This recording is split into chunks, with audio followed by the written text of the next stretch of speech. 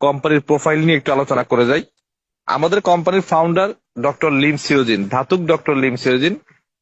তার পরিচয় দুইটা, একটা ধাতুক একটা ডক্টর। ধাতুক হচ্ছে মালয়েশিয়াতে যারা ফিনান্সিয়াল ফ্রিডম, উনি 10টা বছর মাশরুম নিয়ে স্টাডি করছে, দেখছে এটা মানুষের পা থেকে মাথা পর্যন্ত প্রত্যেকটা অর্গানের জন্য গুরুত্বপূর্ণ একটা খাবার। তখন মালয়েশিয়ার কেডাতে 60 একর জমিতে ফার্ম এবং ফ্যাক্টরি করে, অর্থাৎ মাশরুম সে নিজেই চাষাবাদ করে এবং উৎপাদিত মাশরুম দিয়ে কিছু প্রোডাক্ট ম্যানুফ্যাকচারিং করে। প্রোডাক্টের গুণগত মান ভালো হওয়ার কারণে, মানুষের কাছে ডিমান্ডেবল হওয়ার কারণে কোম্পানি 30 বছর বয়সে মালয়েশিয়ার বাইরে আরো 10টা দেশে শাখা ফ্যাক্টরি করছে।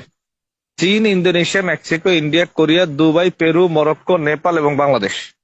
বাংলাদেশের গাজীপুরে কিন্তু আমাদের ফ্যাক্টরি আছে। 2002 সাল থেকে বাংলাদেশও ডিএক্সএল বিজনেস করছে। 180টা দেশের ডিএক্সএল এর অফিসিয়ালি অফিস শোরুম আছে, 200টা দেশে অ্যাক্টিভিটিস মানে কার্যক্রম আছে। এখন প্রশ্ন হচ্ছে 108 দেশে অফিস শোরুম থাকলে 200 দেশে কেমনে কার্যক্রম থাকে?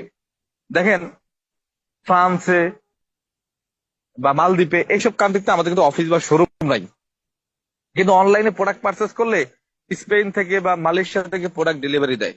তার মানে ওই দেশে অফিসিয়ালি অফিস বা শোরুম বা প্রোডাক্ট না থাকলেও বিজনেস করা যায়, প্রোডাক্ট পাওয়া যায়। তো সেই হিসাবে আমাদের 200+ কান্ট্রিতে আমাদের অ্যাক্টিভিটিস আছে। একদম সহজ ভাষায় ঠান্ডা মাথায় নিজের কাছে একটা প্রশ্ন ছেড়ে দিই আপনাদের সবার কাছে, এই কোম্পানির পেপার যদি স্ট্রং না হইতো আর প্রোডাক্ট যদি মানসম্মত